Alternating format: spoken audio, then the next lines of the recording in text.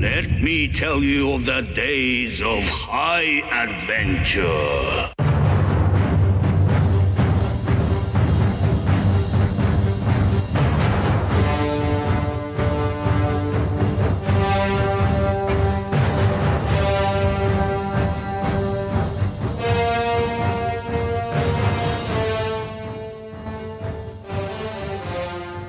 Hey, what's up? It's Kevin. Hey guys, this is John. And this is 6 Degrees of Schwarzenegger, the podcast where we take a long, hard look back at some of our favorite action movies from the era of Arnold. Schwarzenegger is the icon of the genre, and we're taking a deep dive into some of these 80s and 90s cult action movies and breaking them all the way down. Everybody loves a winner. Everyone can see that I am. Everybody follows the leader, baby. Cruising down the streets inside.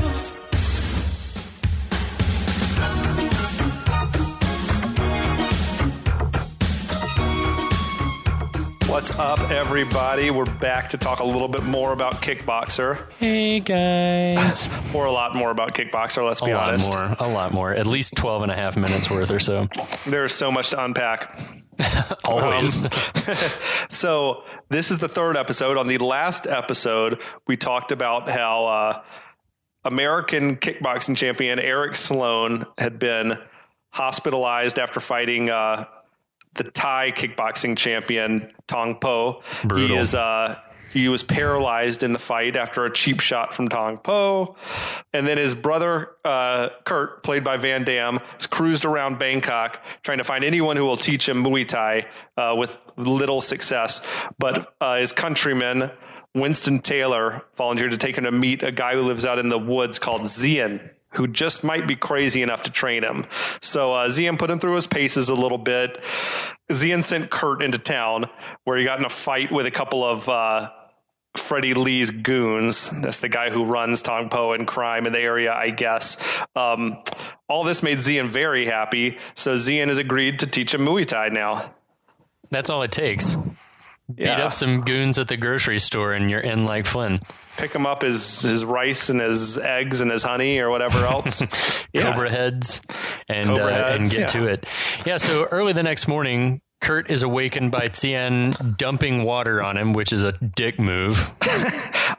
I mean, let's first acknowledge the fact that Zian had Kurt sleeping out on the front porch on the ground. Into that. Does he not have a bedroom? Does he not have It's hot in Thailand, so I can kind of understand the sleeping out on the front porch where it's like hot and humid. This movie glossed over mosquitoes. It also glossed over Kurt's skimpy pajamas. They're baggy, but like in the right way, if you know what I mean. No, these when he first gets woken up, it's where he's wearing like a skin tight tank top because that's what you wear when you're Van Damme, and he's wearing some like super short like blue nylon shorts. Like they look like dance shorts. They're so short, or like cheerleader shorts. They're super short. This is before Zian gives him clothes. That's right. So clothes. Yeah, he wakes Kurt up by throwing the water on him and tells him to change clothes.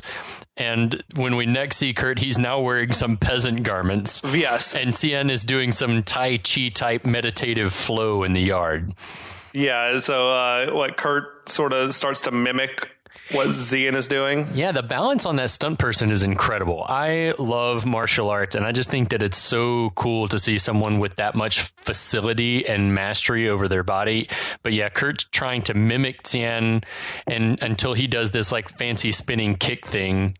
And then you see like Kurt being visibly frustrated. Right. There's no way this was actually Dennis Chan who was playing Tien. But I mean, it was a really good stunt double though. Yeah. Like it looked from behind. I mean, but he had the same exact build.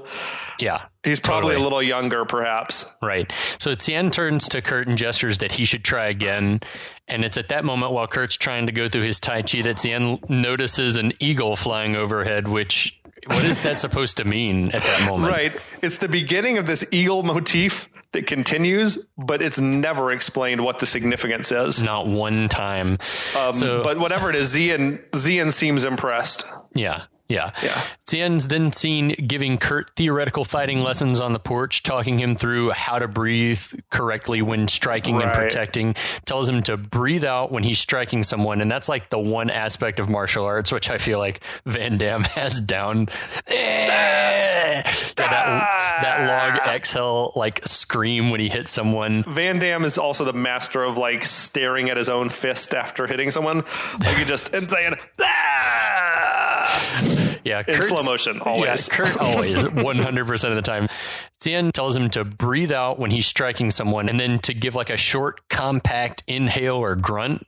That's supposed to help you like protect when you're getting hit. And if you can do both at the same time, Kevin, you're gold, pony boy. Like, well, yeah. So Kurt seems sort of incredulous about this doing both at the same time business. Right. And it's at that moment that the eagle shows up again. Apparently, that's a red-backed sea eagle for you ornithological types out there. It's a nice-looking bird. Is it actually native to Thailand? That I didn't look up. I just wanted to know what kind of bird that was. I would hope so. It was a beautiful bird. No, that it came around because it knew that Kurt had those veterinary skills. That's right. He's Beastmaster. Later he names the bird Sharak. Sharak. Yeah, but no, the maybe the eagle was having some type of problem with its talon or something. He's like, after you're done with this training, can you tell me out? Can you take a look at this? Do I need to do something to it? Do I need to rub something on it? So that night, Kurt's practicing his striking and nang. But by the next morning, it's time to practice the protecting part. By doing what? By doing what, Kevin? Xian wants him to lay down on his back on the porch, and he's going to drop some type of massive gourd onto his belly. Yeah, this goes about like you'd expect it to go. How heavy do you think that thing was? I mean, it hit him like a bowling ball or something. I'm going to say that even if I'm going to say 12 pounds, 10 pounds. So bowling ball-ish. Yeah, I think that's probably about what it weighs. Okay, yeah, that'd pack a wallop. I feel like if you're not prepared for that, you're going to that's going to fuck your shit up.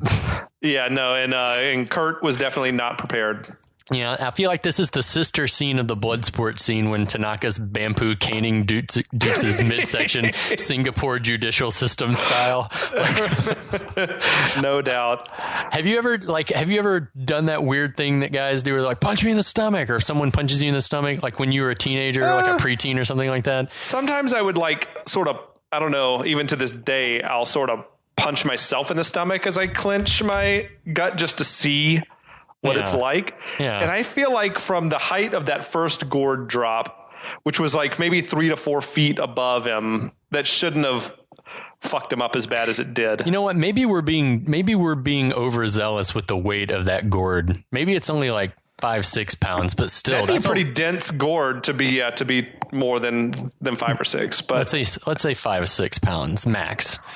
So that way we won't kill him.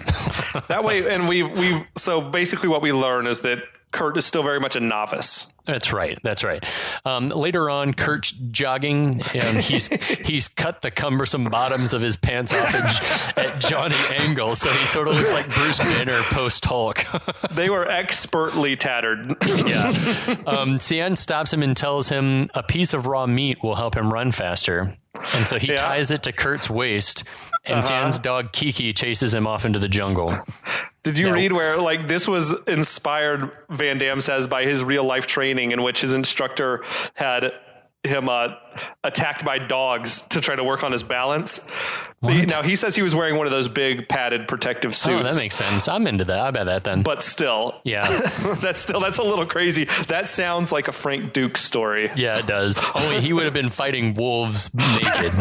Yeah, he was naked, lathered in like oil, baby oil, in the snow, of course. Yeah. Later on, Mylee comes by to deliver some groceries and tells Xian what Kurt did to Freddie Lee's goons, and Xian's sort of stoked about it. He's saying he's like super happy. Yes, he's like, I wish I could have done that myself for you a long time ago, basically. and that Kurt will get away with it, right? He's American. That's a very American way to think about that situation, too. Right. I mean, I thought we'd already established that Freddie Lee would kill everybody. Yeah. So Mylee, I don't know. Mylee, like you and I, isn't so sure about it. But Cien says he will learn my way. And Mylee buttles off to make dinner. Yes. Now, this is where we see in the background Kurt is sort of returning with a bundle of firewood. Yeah. And Mylee sort of tries to quickly primp her hair or something. Like, she wants to look cute. I know. I think there's a mutual thirst going on between the two of them. So as you alluded to, Kurt's returning with firewood. His pants are long again. So maybe he's got a couple of changes or something. He has 2 workout outfits. Cien is short-tempered with him because he says that he's late for dinner, which clearly isn't ready. He just sent Mylee to make dinner. Yes. I don't know why Cien is being like this. He's pretending like he's upset. And then I was thinking, like, is he pretending to be upset about him wrecking the store? I think that he can sense that he and his niece are going to bone, and he's not happy. He's trying to tamp that down ahead of time. He's trying to get out in front of the situation before it gets worse. I mean, it pays out over dinner as well. Yeah. So over dinner, Kurt apologizes for causing Mylee trouble. He is obviously trying to mac on her, and Cien like the equivalent of slapping him from across the table. Eat your food. Yeah, I definitely think that he's cock blocking. Yeah, but I think that's why he was mad when Kurt came back with the firewood. We can agree that Kurt's game is not strong, but Mylee seems to be picking up what he's putting down anyway. Well, there's that whole thing of, you like something exotic, I guess, that you don't see every day. So I'm sure that she has not seen too many Belgians strolling too many through. Westerners, too many white boys. Later, Kurt is walking with Mylee at twilight and telling her about his childhood. I don't know that we needed to hear the exact same story again, but I guess it was to set up Mylee's similar sad family story. Yeah, at least this is a backstory that Kurt doesn't already know. Right. So it's a step up from his conversation with Eric. His own backstory that he knows so well. Yeah, so Mylee reveals that she never knew her parents, that her family was taken when she was a baby. Right, it's intriguing. I don't know my Thailand history. Yeah, I don't either. I read that somewhere back like in the early 70s, there was some sort of back and forth between pro-communist and anti-communist groups. I don't know if that's what happened, or if her parents got swept up in it or something like that. But yeah, she's got an intriguing backstory, I guess. She says that she's happy to have her Uncle Tien. I wonder if it's mom's brother, dad's brother. It doesn't really matter. Is it a family of martial artists? Who knows?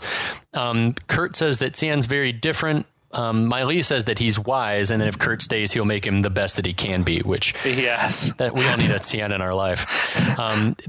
Then Kurt asks this weird question, like, will you help? And I'm like, do you mean like with food or what? He means something else. Oh, okay. Yeah, he's like, I'm going to need all the help I can get. Which is just... He's trying so hard. Well, he plays it off sort of like pathetically, like earnestly, like I'm going to need some help. But it just is... It's weird. It feels weird. I thought it was creepy, and it was clear he was talking about something else.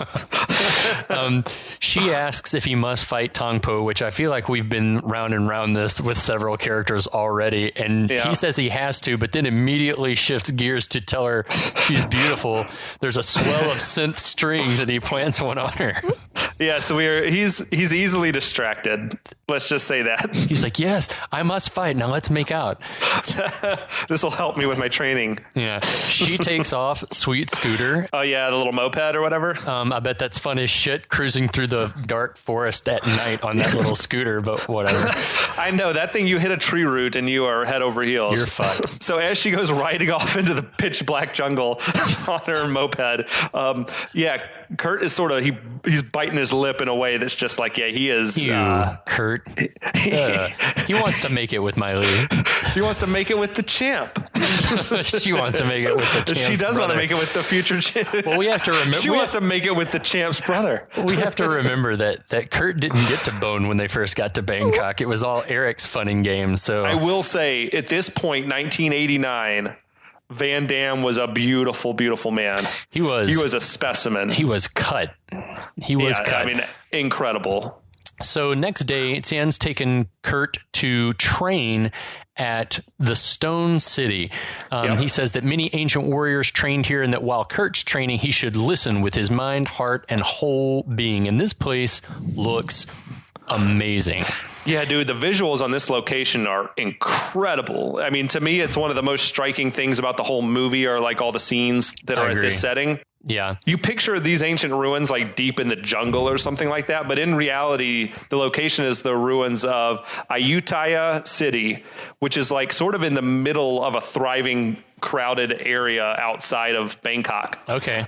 So I think if they were to turn the camera around, you'd see traffic and that's cool. People, whatever, doing their shopping and all that. It's crazy. Yeah, I read that this place is called the actual temple where they are inside this ancient city was called the Wat Ratchaborana, and that it's a World Heritage Site from UNESCO. Yeah. And apparently this city, the Ayutthaya, that you said used to be the capital of Thailand, back in the day, and that at its peak it had 1,700 temples and more than 4,000 Buddha statues. You can see why. I mean, it is incredible. It's crazy. It's that kind of free production value that the movie has, where they're like, we didn't have to build this; it was just here. We got the rights to shoot around it, and it looks amazing. It makes the movie seem a lot more epic than your average. Whatever. Totally. B to C to D level action flick. Right. And viewers may remember a lot of the scenery in these scenes as being in Mortal Kombat. A lot of this stuff. Same setting. Yeah. Those ruins in Mortal Kombat. Oh, that's cool. I think it's where Liu Kang is at the beginning of the first Mortal Kombat. There's a bad special effects lightning storm happening in the background. Yeah. Exactly. So Tien tells Kurt that he must learn to be faster than any strike to avoid getting hit. And I'm like, that's a good strategy. Yeah, no shit. Thanks. Am I paying for this? And then he starts jabbing him with these padded poles right in the face, and thus starts montage number 3, Kevin. Yes, and the eagle is watching. Sharak returns. And it's like, dude, it's that weird. eagle is so rad, though. But it's like open mouth staring. It's sort of unsettling. It's just like, I guess that's what eagles do. I think that's what they do. I needed more eagle scream sound effects in the film, like the every single time a cutaway, or even when it's sitting there with its mouth open, like clearly not making that sound, but you just hear it. If that had happened, I could have used a lot more of that. That would have enhanced my viewing experience. So Tien has him, among other things, kicking at these wooden contraptions with 4 targets on them. Do you think, did Zien build all these things? Oh, yeah, totally. These are not store-bought. You can't. No. He are all wrapped them in leather and... Yeah, Tien, he's a crafty guy. Yeah, he has Kurt kick the pads that he points at. Some good balance from Kurt, but then on a particularly high kick, we hear his leg creaking and making terrible tearing sounds, which leads to Kurt getting limbered up on a torture machine. Yes, he's stretching him out. He's got him laid down, ropes tied around both legs, much like Bloodsport again. Yeah, for those of you who would count in this movie, this is the first legit patented Van Damme split in the movie. Yeah. I don't know. I don't think this is how you get flexible, though. By being just torn apart. Yeah. No. I can't see it. The sound effects, you can hear what sounds like cloth ripping and stuff. I don't know if that's supposed to be his loins or what. Yeah, just shit creaking and tearing, and Van Damme must think that this is the coolest shit that he can do because it's the trick he keeps coming back to the well of his split ability. Splits are his trademark, though. My character will train, and then whoever I'm playing has to be ripped in half. That's the training. So later, while Kurt visits Eric in the hospital, and maybe also to have his groin area operated on, we see Eric's sweating profusely and having some kind of feverish nightmare. Yeah, I think he was dreaming about Tong Po. Is night terrors. Either that or he's got sepsis, one of the two. Yeah, he is he's probably running 103-degree fever. He looks rough. The next day, Tien is in his garden playing a synth wind instrument. Well, he's holding an instrument. He's holding a bamboo flute. But what we're hearing is definitely not coming from that instrument. Yeah. He's sitting next to his water aerobics instructing pond. He's got Kurt like training underwater. I used to mimic this like in a swimming pool when I was little. That's so fun. I was going to say, if you were a man of a certain age who loved this movie and others like it growing up, you've mimicked this scene in a swimming pool. And you get like very mild resistance against your kicks and your punches. But yeah, it is, dude. Oh yeah. I used to do that regularly. Then we have Tien having Kurt kick a palm tree with Mylee looking on. Kurt's wincing in pain after each kick until he can't go anymore, and Tien declares that the tree is the winner. Mylee laughs at him, which I thought was kind of a dick move. I mean, that had to shrivel Kurt's dick up a little bit, like he had laughed at.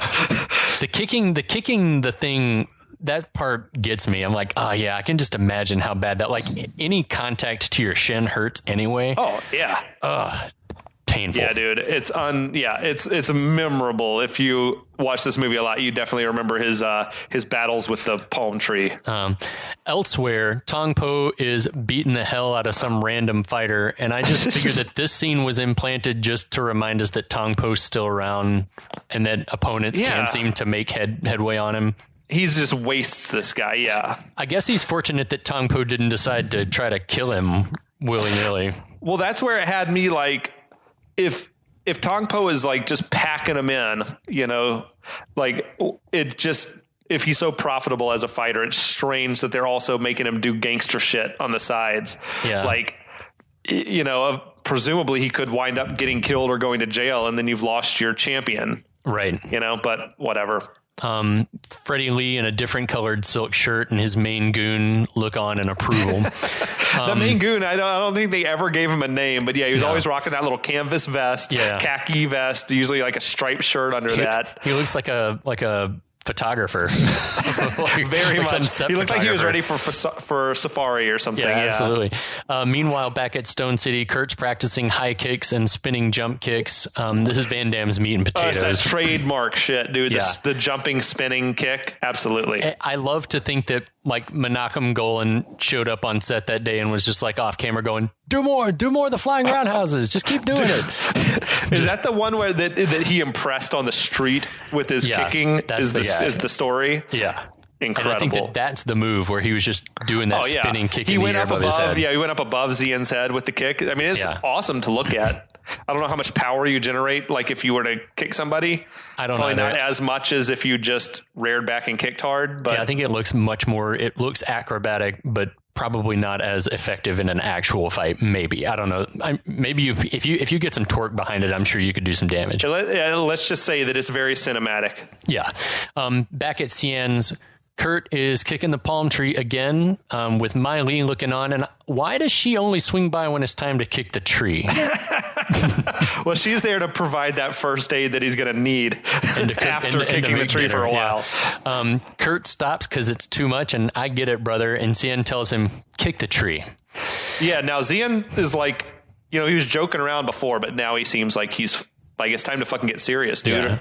Yeah. After another kick, Kurt quits again, and Cien tells him to take his bag and leave. Get the hell out of here. Yeah.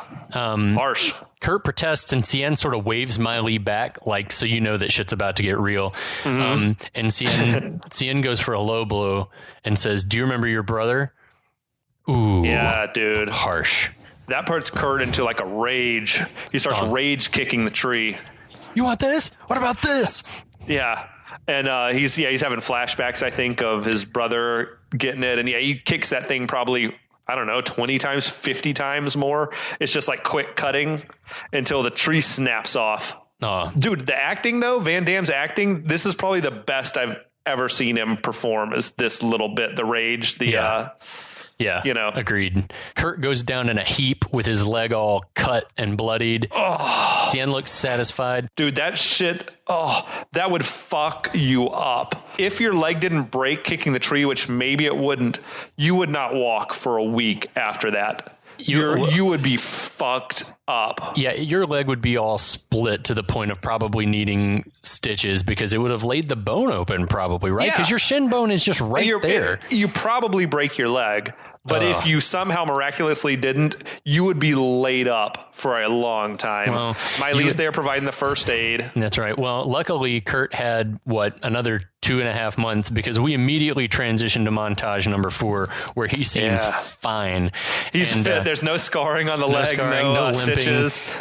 And Kurt has gotten in an indiscernible amount of time really, really good at all the things he struggled with only moments ago. I guess he found his inner warrior or whatever now. Yeah. He's like, And this is all very familiar meat and potato for Van Damme and these kind of movies, punching and kicking and making the sounds. Underwater kicking. Pulley torture split number 2, and Kurt loves it now. It feels fucking great. He's like taking a nap during. But dude, Van Damme's body in this movie is it's perfect. Like, it's my dream body. If I could pick a body to inhabit, he looks phenomenal. He's in somehow even in better shape than Bloodsport. I think. Like, I feel like this or Christian Bale in American Psycho, or just like the bodies that I'm like, oh my gosh, if I could just, I would. You'd stuff a cat in an ATM for a body I like would that? feed a cat to an ATM to spend a couple of years inhabiting that physique. Yeah, incredible. Like, every muscle perfect, not too big, and not too ripped or roided up or whatever. Putting that time in the gym for cereal. Do you have a body that you idolize that you're like, yes, this is what I would like to achieve? That's a good question. I would have to give it. I don't think I would ever be able to achieve it, but a pretty common answer, I feel like, for men of a certain age that saw Fight Club would say Brad Pitt in Fight Club. Yes. He was like lean though. Yeah, he was quite lean, muscular and ripped, but lean. I would say that I would settle for the still very attractive body of a 50-something-year-old Brad Pitt today. Oh yeah, dude. Did you see Once Upon a Time in Hollywood? Yeah, he's still working it. Yeah, he's still killing it. Never in my best day have I ever looked at a tenth of that. Yeah. Good for you, Brad Pitt, and also fuck you. Yeah. I hope you fall off that roof. Yeah. So we assume weeks of training time have passed because he's so good at everything now. And it's capped off with Tien dropping gourds from the top of a tree onto Kurt's belly again, ready to protect. Yeah. And then it's kind of like, it's almost like a reveal. Like, you know, they show just how high he is, and he's 30 or 40, 50 feet up. 40 or 50 feet in the air. It's unreal. And then he drops and it hits him and he's like, nah, I'm okay. And then surprise, Tien drops another one that Kurt isn't expecting. And then that would absolutely rupture internal organs if you were not. Oh yeah. I think that it would at least I don't know, some like severe abdominal mess would happen to you, I think, from that height. Like maybe rupture, like Houdini died from a ruptured appendix. Like if you weren't prepared for it the right way, that could rupture something. Yeah, but I mean, this is Kurt, the kickboxer. He is prepared. This is Kurt Sloan. You're right. Kurt never got a nickname, did he? No, yes, he does get a nickname. We'll get to it. Yeah. Okay. So back at the hospital, Eric's in a wheelchair. He's seems like he's getting close to being able to get out of the hospital there. That's right. He is recovering on schedule, or maybe ahead of schedule. We see that his libido remains intact. Yeah. He grabs the nurse's ass to the amusement of all the men. He's going to be all right, everybody. He's going to pull through. He's like he's still got something to live for. He hasn't lost his true purpose in life. Which is obviously to make women's lives a living hell. It's like, God, do you remember that shit in Born on the 4th of July? They're like all the quadriplegic vets are down in Mexico and just like hookers everywhere. Or like Lieutenant Dan and Forrest Gump. Yeah. Because I can only imagine, actually, it's going to take a dark turn if we talk much further about it. But let's just say Eric's found something to live for. How That's about right. that? a new purpose in life. If he can't kickbox, he's gonna grab ass. Grab box. That's right. Never mind. Okay. All right. So Cutting back to Xian's, Mylee asks Kurt if he wants to go for a walk after lunch. Of course he does. I love Xian's ongoing gag, don't step there. Yes, so funny. No, his delivery cracks me up because when he's got the deadpan, don't step there. That's so funny. Winter a palm tree. Like, yeah, when he's got jokes throughout, always at his students' expense. And then in Thai, Xian tells Mylee that Kurt can't go to lunch because they're going for a special afternoon outing at a special place. Which I know that this next scene is the reason that a lot of you are here. But yeah, I think you're just going to have to wait for it. You're going to have to suck it up and sit tight for a week because that'll be coming next time. We're going to talk about the splits. We're going to talk about the dancing. All the gyrating. It's coming. That all good things to those who wait. It's all coming. So yeah, tell your friends, tell your mom, tell your stepbrother. That's right. And cue in next week. We know you don't have anything better to do. You're all at home. Yeah. All right. Check us out on your social media, your Instagrams and Facebooks and the like. And we'll be back with more Kickboxer very soon. We'll be back.